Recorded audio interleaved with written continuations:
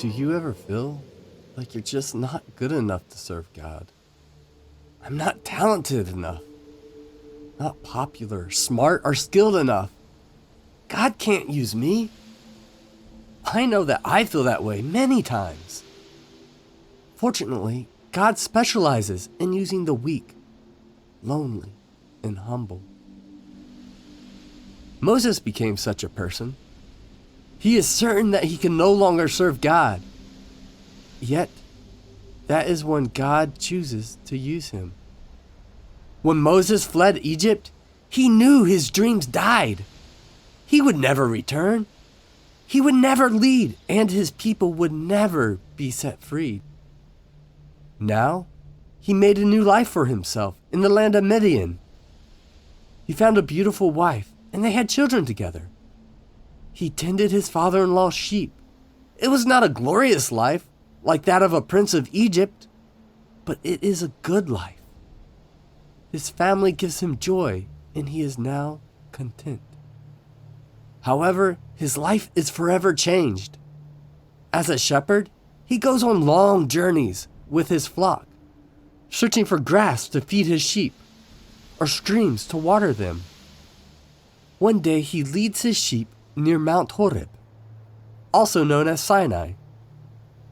When he sees a light in the distance, curious, he takes a look. It's a bush that is on fire, but wait a second. The bush is not consumed. It is burning, but not burning up, the fire refusing to die out.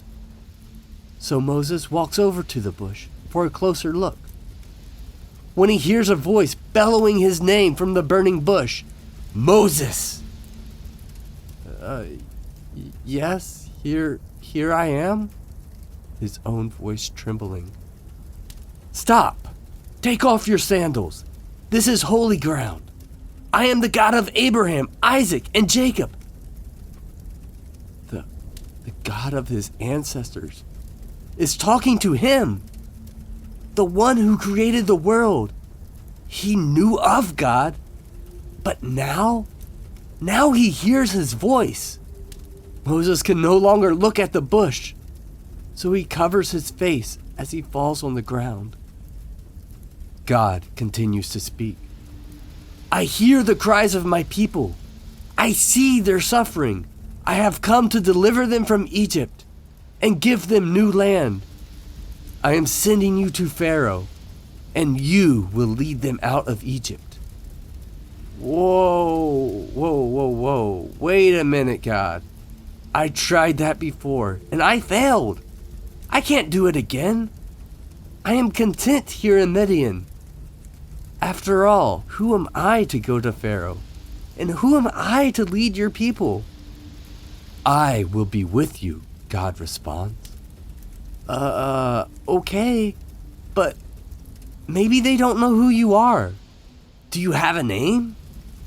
I am who I am, God says. Tell them that I am has sent you, the God of your fathers. Still gripped with fear, insecurity, and failures from his past, Moses protests. What if they don't believe me? Then God tells Moses to throw his staff on the ground. As he does, it transforms into a serpent. When Moses reaches out and grabs the snake, it returns to being his staff. Then Moses pulls his hand out of his cloak, and it is infected, diseased, white like snow. When he puts it back in his cloak and pulls it out a second time, it is healed with no signs of the prior infection. God says, these are signs so they will be convinced that I am with you. If that is not enough, you will turn the waters of the Nile into blood. They will know that you are my servant. Moses, however, he's still afraid to go back to Egypt.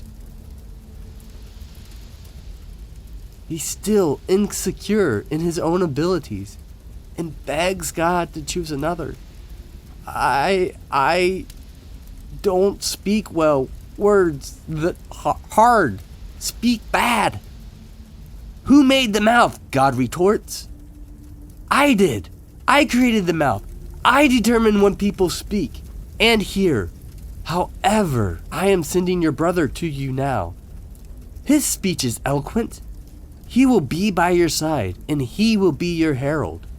You will tell him what to say, and he will speak to Pharaoh for you. Having all of his excuses dismantled, Moses finally concedes. He will return to Egypt.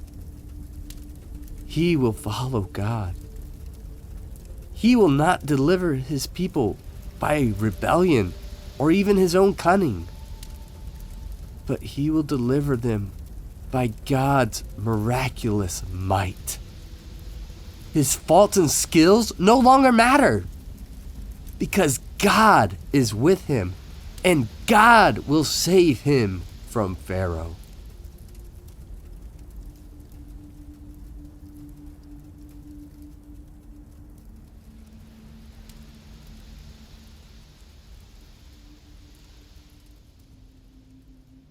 Thank you for watching. Consider liking, subscribing, or sharing this video with a friend.